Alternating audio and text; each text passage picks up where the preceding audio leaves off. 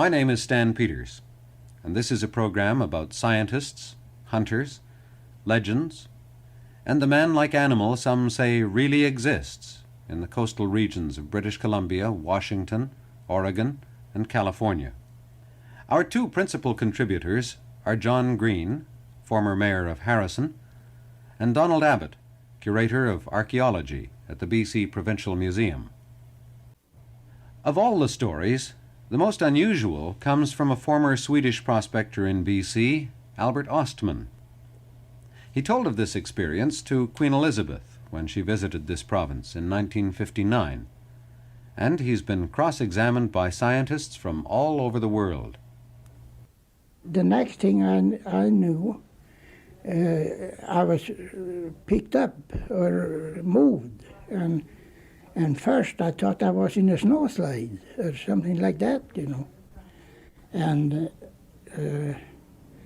then when I started to wake up, you know, I remember I was on this fishing trip and there was no snow. So I didn't know what was going on until I was thrown on something moving. And I felt like it was a horse, or that I was on horseback. But after going a little while, I found out that it couldn't possibly be a horse. So then I started to think about what this Indian told me about Sasquatches. So, but I was trying to get at my sheath knife and cut the sleeping bag and get out.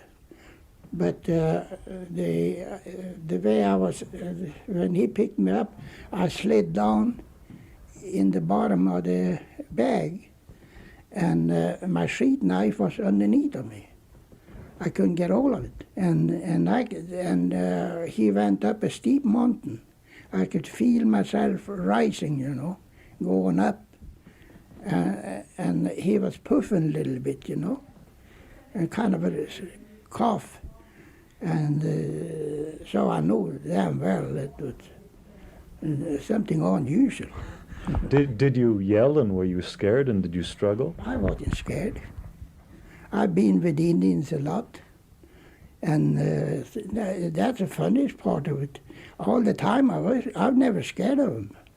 When you ended up in this small valley with a narrow entrance, did the big one, the old man, make it clear that you were his prisoner and that he didn't want you to go out that entrance? I tried to go out one morning, after I'd been there just one night. I packed up my stuff, you know, that I had left, and I put the pack sack on my back, and I put a shell in the barrel in the rifle, and I said, "My God, I'm going to get out if I have to shoot myself way out." But when I come to the opening, and he was standing there, and he was pushing against me like, and he said, "Uka, Uka." So I backed up to about 60 feet so I wouldn't be too close, and I was going to shoot him. But then I saw one time on a moving picture of a gorilla, and they knocked him down with high-powered rifles. There was 3 of them. It was on the movie. And they knocked him down, this gorilla with the bullets, several times, and he still come.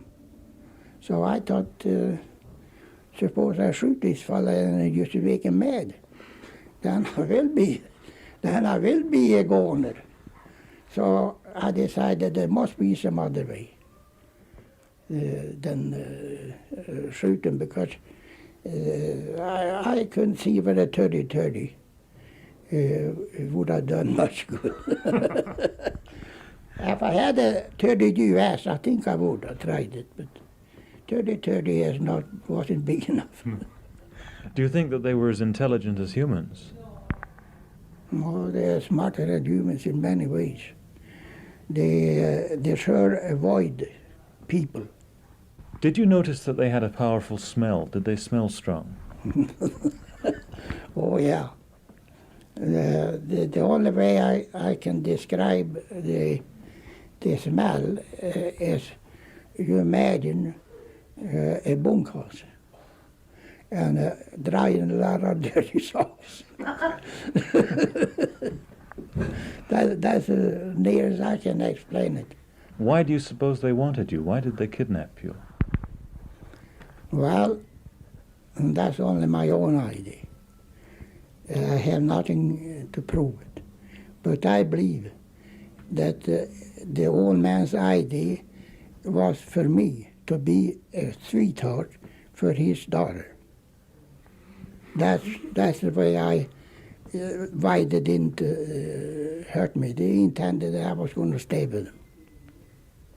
Did she ever make any advances towards you? Oh no, she was too young.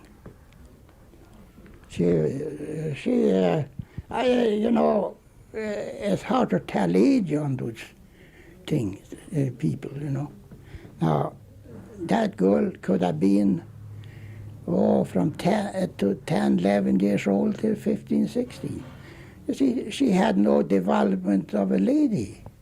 But the old lady's breasts, they were like hanging like fur gloves.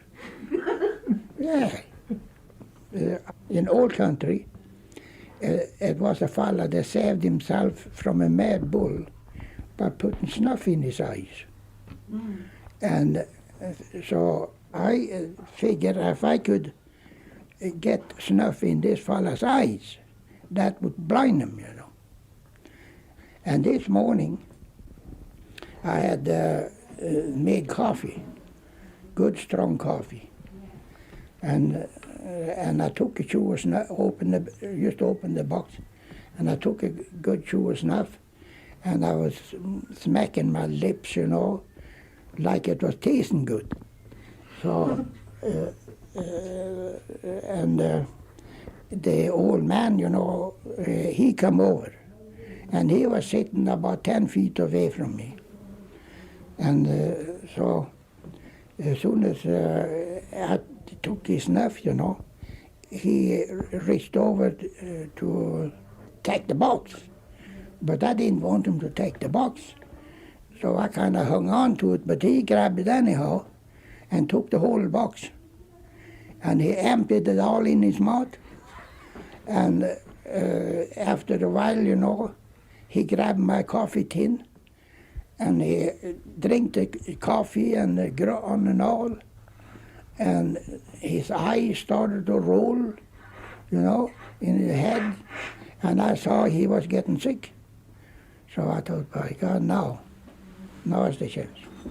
So finally he stuck his head between his knees and they started rolling, downhill and started to squeal.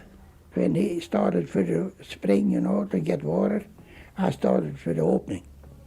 And the boy here ran over to the old lady and she started to squeal. And then I just made it in the opening and she was right behind me. So I fired one shot over her head.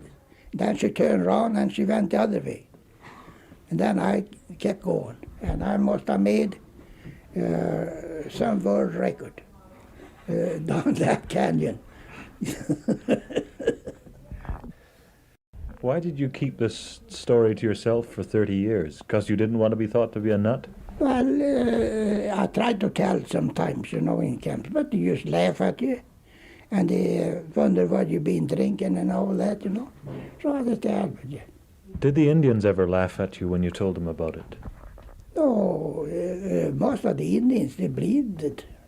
This Indian that told me, he honestly believed it. I told him he was crazy when he told me about it.